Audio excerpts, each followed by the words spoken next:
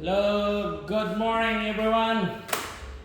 Mayroon tayong swordfish available ang tawag dito sa amin is liplipan. 60 kilos. Karating lang. So, gutted na siya. Hindi lang gutted, malinis na. Mamaya, available to, slicein pa namin. Nakakahingal. Sobrang bigat, sobrang laki. Fresh na fresh. Swordfish.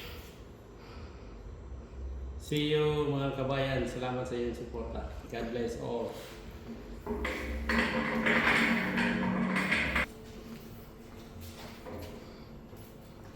Mag-ano ka na pa?